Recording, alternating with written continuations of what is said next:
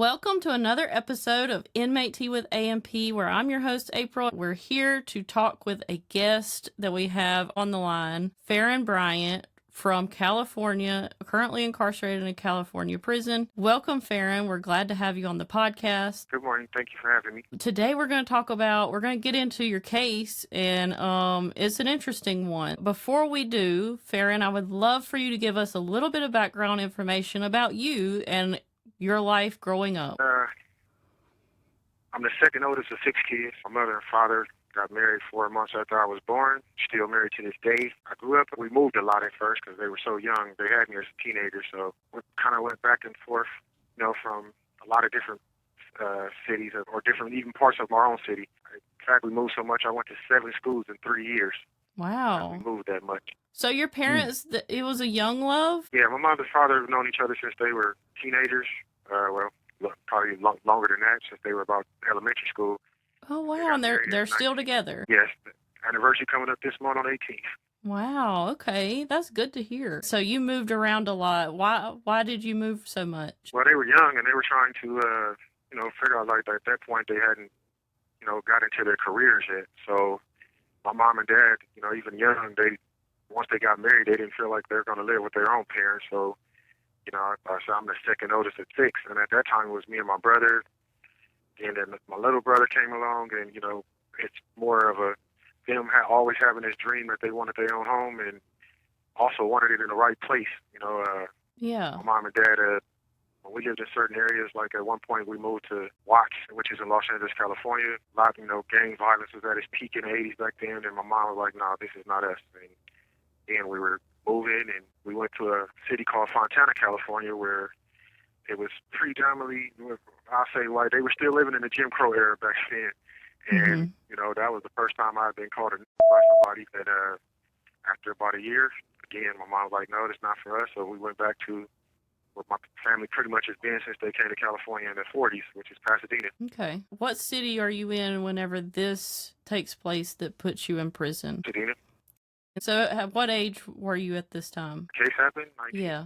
19. Okay. All right. And so go ahead and explain to us what charges you were convicted of. Was charged, convicted with murder, robbery, burglary, then another case, attempted murder, kidnapping, robbery, and burglary. All right. So go ahead and walk us through what happened. I don't say I committed a crime. I shot one person. The other crime I had nothing to do with.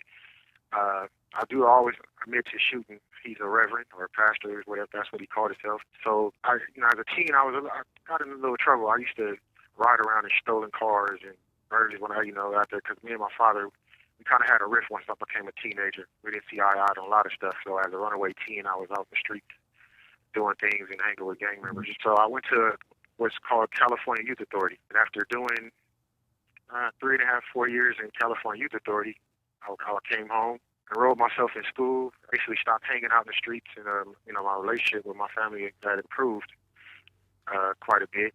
So as I was home, I started going to church because my older brother became a minister young. Became a minister 20 or 21. So I would just go to church because my family, most of my family is heavily into church, Christian upbringing. As I would attend church, I would go. Sometimes I would sing in church or whatever. But so just one day, I happened to be going to a girlfriend's house, and this pastor, just calling, Reverend Neil is what his name was. He pulls up and is like, "Hey, I know you." And he gets to talking to me like, "You don't remember me?" And I'm like, "No." He was like, "Well, I used to babysit you as a kid." And I'm like, "Nah, I don't recall you babysitting me." But he starts naming my brother, my mother, my grandmother. To name the names he named, it's like, he can't be not telling the truth if he know these family members of mine. Mm-hmm. So he makes a job offer that he had a used car lot. That if I wanted a job, that he basically tells me I can come sell cars for him, and whatever car I sold, I would get half price, off of cars that I sold. I'm gonna get half of the sale. And I'm thinking I couldn't beat that. Yeah. And then he also asked me, like, "Well, come to the church. Come to my church." He tells me the pastor wanted me to visit his church. Like I said, at 19, I was very busy. As far as I had a girlfriend that I got pregnant. I'm going to school. He would call all the time, just page me, calling me. where I would miss his calls or texts, and I think, it just took months before I actually ended up meeting up with this guy. I would see him, but I never actually met up with him. And it was the day before Thanksgiving of 1997 where he actually like, hey, giving you this job offer, you're supposed to meet people from the church. And I'm like, well, okay, I do it. Where do you want me to meet you? And he was like, well, come over. I'm having a family get together. Well, a church get together, he said. So I went to his house. It's the day before Thanksgiving. I remember it's raining. I get there and he's not there. I'm getting ready to walk away from the door. He pulls up and he's like, hey, come around the back. So at that point, I go around the back. We go through the back door, and he's like, well, I got the people from the church coming over, so I got to hurry up and start preparing things. The weird thing is that my pager is steady going off, and it's my mother keep paging me. Because I'll tell you what's weird is that, which I got to go back to, is like 10 minutes before I got to this guy's house, my mom paged me, and I called her back, and she was like, I just woke up on my dream that, I had a dream you killed somebody. Are you okay? Like, oh what are my you talking about? gosh. And my mom was like, I don't know, something's wrong. Something's wrong. I just had a dream that you killed somebody. I'm like, Mom, I don't even know what you're talking about. I'm fine. So my mom had this premonition, and that I'm unaware of. But as I'm sitting in this man's house, so he's getting things ready. So he was like, do you want something to drink? You want orange juice? So I said, okay. So when he brings the orange juice in, then it kind of threw me off because he really put ice cubes in it. It was cold, and like I said, at this time it's winter, and it was really raining outside. He made this cold drink, and when I get ready to drink it, I smell, alcohol in the drink. I don't drink alcohol. I never have. I'm like, what'd you put in this? And he looks at me like, oh, just something to keep you warm. Now, I don't know why. Just every alarm bell started going off in my head. Like I say, me growing up in church, that's just not something I felt a pastor would be doing. And me, especially with me at 19. But I just had alarm bells going off in my head. He's urging me to drink it. And I told him, well, I don't drink. And he was like, well, just take a sip. And I'm like, well, I don't drink. So it really kind of started making me think that maybe it was something else. And I'm always honest about, I had a gun even though I shouldn't have had a gun. I started carrying a gun only based on what was going on in my city. A lot of young black men were getting killed in my city. It was an eternal gang war going on, and people were just getting shot left and right. I didn't feel that, And at the time, I'm sitting in this man's house with a guilty conscience. Like, well, I'm sitting in this pastor's house with a gun. I don't, I shouldn't even be in his house with a gun. And my conscience was actually bothering me. But I say my senses is telling me, hey, it's time to go. Something just kept telling me, hey, it's time to go. So he comes back into the room and he's like, well, you're gonna waste the drink? You're not gonna drink it? I say, no, I gotta go. So he jumps in front of the door and he was like, well, why you been playing me? I'm like, playing you? What are you talking about? How have you been playing you? And he was like, well, you've been playing me. You know what I called you over here for. I'm like, well, you're talking about the job, but I have to go. He was like, no, you're gonna suck my or I'm sucking yours, something like that. And he buckles his belt buckle and pulls his zipper down. Oh my God. At that point, so when he pulls down his zipper, I was so enraged and first about what he did, I didn't even recall that I even had the gun. I just started fighting. I didn't pull out we start fighting in his house. I'm punching at him. He's trying to grab me. And, y'all weighed me by a lot, but hey, I grew up fighting a lot. So as we're fighting, we trip over a coffee table. That's when the gun fell out my waistband. He saw the gun, I saw the gun. I mean, at that point, of course, I know it's there because it was mine, so I picked it up. And he's still standing in front of the door, and I tell him, hey, get from in front of the door. At this point, he's like, well, you're not going to shoot me. I asked him, hey, get from in front of the door. At that point, he charged at me. When he charged at me, I shot him in the chest. We struggled again. We both fell over the car table, but he still, was fighting me. So the gun, because we're fighting over this gun. People who would understand guns is that he pulls the top slide back, so there's a round stuck between the chamber of come out, so it's not like the trigger can be pulled again. So we continue to fight. Yeah. When I get up after kind of the days anymore, maybe he lost the blood, whatever it was. Then I pulled the gun to slide back, which ejected a whole bullet.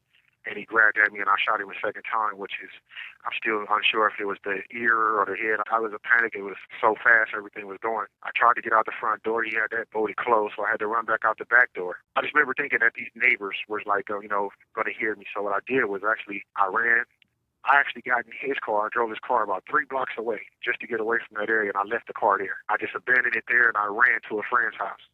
I ran to a female friend's house, and I told her what had just took place. And I was like, no, I don't believe that. And I'm like, look, I just had to kill somebody. And even she didn't believe that I had killed anybody. So I had to tell my girlfriend. She was like, nah. And nobody else. So I'm like, maybe I need to be quiet about this, and not talk about it then. And I kind of started thinking, even as I'm thinking, oh, girl, should I tell the police? In my head, it was more, well, you was a juvenile delinquent. You got arrested a couple of times as a teenager. Think they're going to believe you? This dude's a pastor. You should have had a gun in the first place. Yeah. So at that time, it's kind of like, maybe you should be quiet. So I think about 2 weeks later, some people from his church was reluctant to come in, and they go and they discovered him. When they discovered his body, they called the police, and the police go there. Now, I don't know if you guys are familiar with the security bars that they used to put on windows and doors back in the 80s of houses before the cameras. But this guy, he had security bars on every window, every door. That's why when the police went in, they looked, but they ruled that he died of natural causes. They ruled that it was, they said that it was no sign of forced entry, no sign of burglary, no anything. The coroner calls the police back after I think about 3-4 days and say, hey, the guy that you guys told me died of natural causes, I found bullets in him. By that time, they go back to the house. His family has already started cleaning up what should have been a crime scene. They tell the family stop and start taking pictures while they already mid-packing stuff, and all of a sudden they come up with this, I broke in there and robbed him to take something. Of course, the details of the case are further, but it was like, you charge me with a murder, burglary, robbery to a crime. There's only 2 witnesses, me and him, and all the evidence matches everything I say. When they found his body, his belt buckle was undone and his zipper was undone. We fought. They fought. They actually admit that it was signs of a struggle. We fought in that living room. So, like I said, and the thing is to say, if I'm there to rob him and kill and take money, we wouldn't have had a fight. I'd have just went in there and shot him. But that's not what took place. And I struggled for a long time. Like, hey, a dude tried to rape me. Like, that's like, how does a man say that? I'm used to saying that, hearing that maybe a female say that. But, I'm looking at it like as a guy. Like, hey, man, a dude really thought he could rape me? Yeah. And, we feel like this gun is connected. And then all of a sudden they say, we got a gun that's connected to another shooting. And that's what they initially tried to say, even though there's no ballistic evidence or anything to say that this gun is connected to another shooting. All of a sudden, the detective's like, hey, you shot this woman, and you tried to rob her too. And not only did this woman never identify me in any photo lineup, she said somebody else, the detective made sure that he made that was one of the things that he said in our interview. Even if you didn't do this, I can convince the jury that you did. And at that point, to me, that's when I knew, like, okay, this system is about to fail me. Yeah. And, I don't even like looking at things in color. And when I say color, I mean just racial dynamic, but that's just the way it was. I had a white female judge, a white female district attorney, and 12 white female jurors. And I was facing the death penalty and almost got it. Yeah. What about the robbery charge? Was there anything, did they report anything being taken from the house that constituted the robbery charge? I mean, where does that come from? They found $80,000 or so in his house, and right in the room we fought in the living room, in envelopes. I didn't take that, and they tried to say, well, maybe it was the car. Well, my lawyer said the car was abandoned 3 blocks from his house. I drove 3 blocks, left that car there, and never touched it again. The DA was just like, she just argued theory. Well, we think maybe then he was there to take a car. But even as my lawyer, or even as I say, if I was there to take the car, I wouldn't have abandoned the car 3 blocks away and then left it there. Not just that, to be honest. Yeah. As a teen, that was what I went to juvenile hall for. I know how to steal cars, or I knew how back then. And his car was definitely not one I would have stole. But that's why I say it was just, at that point, I think it was just, hey, we're going to prosecute a case. I don't think it was about justice at that point, because you're charging with murder, burglary, robbery. You said I broke in there with no signs of forced entry. You have bars. You said he died of natural causes, so how did you get murder, burglary, robbery out of that? Yeah, I mean, when I listen to what you're telling me and what I went through, looking at your case, the burglary and the robbery was excessive and extenuating in your case. I mean, if there's no forced entry, the only way you can burglarize something or rob something is there's got to be signs of forced entry. And Exactly. if there's no forced entry, they're trumped up charges against you. Okay, you're admitting, yeah, I committed this murder because this man was trying to rape me. As a man, it's natural to fight for your manhood. I mean, a woman, she's going to do the same thing. Anybody that's been forced to encounter or interact in sex is going to fight with all their due diligence to protect themselves. I mean, and when you're in this house and you're fighting this man, maybe he was getting the best of you, maybe he wasn't. We don't know. You're the only one that knows. And as you said, your mental state was totally on another realm. So when you seen the gun, you reacted because you asked him, hey, can I please get out this door? And he says no. I mean, so in your mind, you're like, if I don't get him out of my way, he's going to take my manhood from me. So you self-preservation kicked in, and you did the only thing that you felt was reasonable. You shot it. I mean, and if there's a person that's listening to this podcast that says, hey, well, I'm going to just lay down and let somebody take my innocence, take my manhood or my womanhood from me unwillingly, I just don't understand them. I mean, anybody that I know, any normal, natural person would fight. So I said, like I said, even if they would say manslaughter, I still don't feel, I know for a fact, 100% of it, I justifiably defended myself. California said that there's so that they just have what's called a justifiable homicide. So if they say it was imperfect self-defense, that's what I would be guilty of. Okay, I shouldn't have had a gun. Charge me with that. But as far as defending myself, even after almost 30 years, I have no regrets about what I did. I sat in that house with that guy. It was me and him. I know what happened. He know what happened. This is 30 years later, where I'm looking and saying, you know what? The way that played out, that was the only probable outcome. Because if he would have got his hands on that gun, he probably would have killed me. He was because he was in the commission of a crime. To me, like I say, my rage kicked in. I've done a lot of fighting as a kid in that juvenile correctional facility, gladiator school as they call it. So my thing was, I watched kids get raped in there because California can be that cruel at this time, which they don't have. But California had a correctional facility, which is where they sent me. That's why I did my 4 year. That was from age 12 to 25. They didn't separate us. You got a bunch of 14, 15-year-olds with 23, 24-year-old dudes lifting weights and all that, and they were raping kids. This is stuff that I witnessed that I was like, hey, that's never going to happen to me. Then all of a sudden I get out now, I got a preacher trying to do it to me. Yeah. Someone that you placed your trust. You placed your trust in this man. You come to this man because he offered you a job. You were there in the assumption that you were there to talk about a job. And then when you get in there, he tries to give you alcohol. He forces alcohol on you. And then he tells you, hey, well, you know what you come here for. No, I don't. I come here to talk about a job. You try to give me alcohol. Now you're unzipping your pants and talking about you're going to take my manhood. That is a violation of any kind of human morals and values, in my opinion. That's in my opinion. I mean, every person's got their opinion, but that's a violation. And I feel like self-preservation kicked in. Yeah, absolutely. And for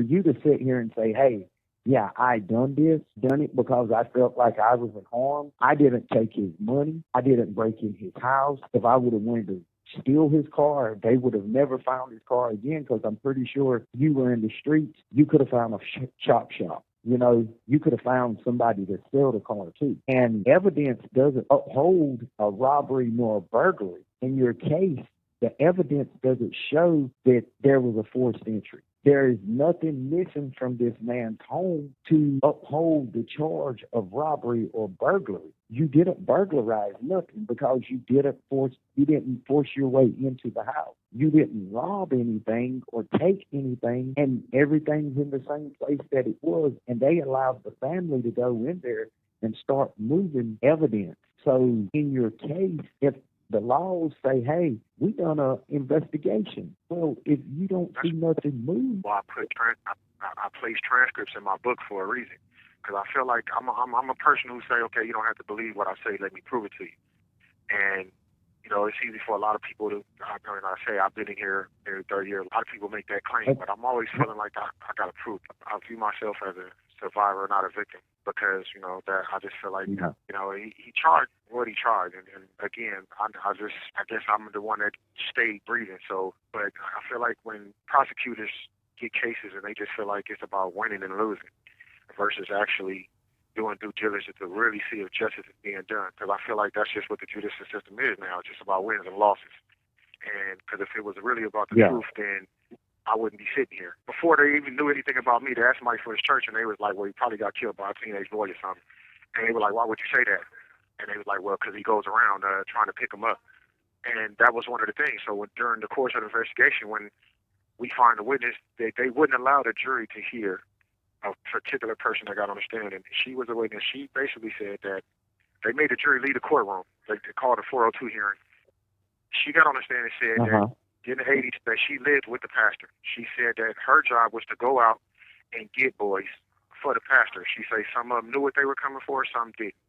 She said on one occasion she brought a boy to the pastor. They went around. She heard the pastor say, hey, you're going to do what I want you to do. And she heard the pastor rape him in another room. And that and the sounds of a fight. The judge ruled that the jury couldn't hear that, saying that it could have just been rough sex. You don't know what she heard in there. I'm at this point, and I'm like, well, that's... So you said a blind person couldn't testify to what they hear. A lot of evidence in my case was lost, or, you know, certain interviews just didn't make it. And I said, I just feel like at a certain point where it's like, okay, this is just not what I thought of it, because I went in believing in the justice system that you know what, I'll go to trial and they're going to see what the truth is and I'll be fine. Yeah, that was going to be one of my questions too, was if anybody in all these years has come forward and said, hey, this happened to me, you know, this pastor did that to me too, or, you know, did anybody ever come forward and say that? I actually have, thankfully, thanks to the book that I wrote, the Innocence Project has found a person that I've seen, and I have, you know, 2 affidavits from people. I got 2 people who say that they've seen him do it to somebody they know.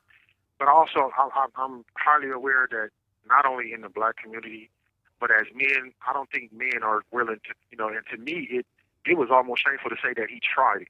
Yeah. So I know it'd be harder for a man to come forward and be like, hey, you know what, he raped me. So, because for a while, you couldn't get me to say, you know what, a man tried to rape me and I killed him. I used to use other words like, yeah, he tried something funny. Yeah. Oh, yeah, he tried to play me out of pocket. I used to find other ways to describe it versus seeing what it actually was. Yeah. So that's what probably makes it hard, is that, you know, you got guys that are men now, but one of them, he has a family, he got kids, and he's been kind of a struggle to want to get on a record. But, you know, it's kind of hard as a man, especially like I say, black men in our community, to say, hey, you know what, yeah, this pastor, because, I mean, at this time, even when it happened to me, the thing in the Catholic Church hadn't even broke out yet. So it was, you know, it wasn't really heard of that preachers were running around doing this kind of thing. Yeah. And I wish, I totally understand what you're saying. That was, you know, a thought in my mind too. It's hard for anyone to come forward and say, hey, this happened to me, especially years later after you've already put that behind you and moved on from it. But let alone to be a man and come forward and say, this man tried this with me. And, you know, that, I know that's going to be hard for the victims out there, but my hope is that anybody listening to this is brave enough to come forward and stand up for themselves and for the other people that were affected by him and say, this happened to me. Let's, you know, make sure that justice prevails, because this could seriously help you if there are people that come forward and say, that happened to me too. He did that to me too. Yes, because, you know, Farren, this could get your life back, but it could also start a process of healing. There's men that's 50, 60 years old today that was violated as young boys. They've been hiding this. They've been running from this. Some of them may be on drugs. Some of them may be committed suicide. Some of them may have become violent, or some of them just have become alcoholics or anything, trying to cope with what this man has done to them. Mm-hmm. And they don't know a way to start that healing process. And maybe today and yesterday when you started your book and you published your book, and today when you're doing this interview and moving forward, just maybe somebody will say, hey, that happened to me. That man done that to me. And I want to help that man that's sitting in the state of California prison with a life sentence, help him walk out of there and get his life back by telling my story and what happened to me by this man, and allow this newly discovered evidence that can come out of these people's mouths to exonerate you and start a healing process. Because I know it hurt. As being a man, I don't know I do know what action I would have taken, and I would be just like you. I would wear what I had done. But if it had happened to me, you're right. I wouldn't want to tell nobody. And to be able to verbalize that, you have come full circle. Mm-hmm. You have found your peace with yourself to be able to say, hey, this happened. I handled it this way. Maybe I shouldn't have took a life, but it was the only way that I knew to save myself and to get rid of somebody that was preying on young men, that was preying on the vulnerability of young men and maybe even young women, and violating them and destroying their lives forever. Yeah.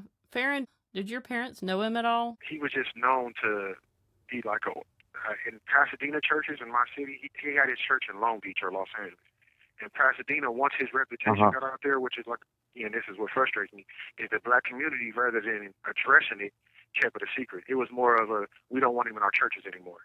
Because he would be in the churches playing pianos and organs, but they didn't put the word out like, hey, keep him from around your kids or anything like that. It was he was just shunned from the church community in my city. Wow. And that's what's crazy. And you never directly went to church with him, did you? No, I feel like I look at now, I'm old enough and I look back and I'm like, well, I got failed in a lot of different ways, but even by my own community. I'm not blaming them or faulting them, but I'm just like, hey, this was something that the community should have stood up and let me know. Like, hey, this guy right here, you know what I mean? They didn't have all the laws they have, the registered offender laws, and, stuff they have now. And I say, as difficult as it was for me to come to grips with what took place, that I had to fight somebody off and that I'm sitting in prison for still to this day. But the thankful thing is my mom and dad, and a lot of my friends, they attended that trial every day. So if I wouldn't have the support that I have now, if they was like, oh, okay, you did that, you want to rob that man and killed him. Yeah. That's not how my family operates at all. Mm-hmm. But they sat in the courtroom, they sat there, they heard the evidence, they listened, and they was exasperated. Like, man, what is this? Because I mean, even to be honest with you, going to trial with that public defender I had, don't want to tell that, but I mean, I said that I saw this man one time a week before I went to trial, and he was so cocky. I mean, not only did he not do a job, but he was just so cocky about, there's no way you're getting a life sentence or the death penalty. I guarantee it. This is what he told me and my mom and my grandparents. There's no evidence to say he did anything like that. So, because like again, I told you that he said he died of natural causes. There's not a witness, anybody that can get on the stand in my case and say, hey, he robbed and shot somebody. At this point, I think he was so cocky he didn't feel he needed to really put on a trial. And yet I got convicted anyway. But that's how it. I feel it failed me because my mom was so devastated by my conviction. My mom didn't work for 4 or 5 years. She went on a mental health leave and didn't start back working. I got convicted in '98. My mom didn't start working again until 2001. I just feel like for you to have not been in his church, in his congregation, and for him to have tried that with you, you just know that he tried it with young children or younger men or women in the congregation. So it's like, part of me feels like there's people out there that know, they're just not coming forward. A college out here, that investigation, they actually went and talked to somebody, and I can't talk to him because that'll disrupt my case. But they went and talked to somebody, and like I say, he's married and got a family now, but he's very reluctant about talking about it.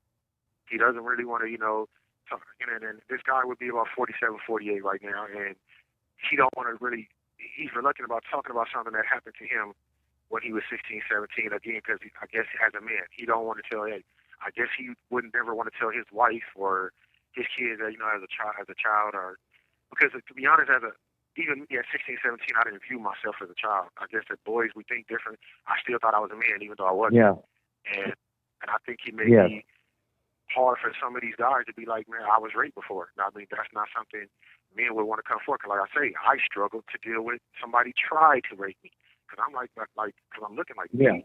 me, this guy tried me. And Yeah. Cause I thought I was tough. Well, I hope and pray somebody comes forward and you can get reprieve from this and get something done with your case to get you your life back. This is a sad story. You lost your life that day. That's how I see it. I sum it up that 2 people died that day. One just went to prison.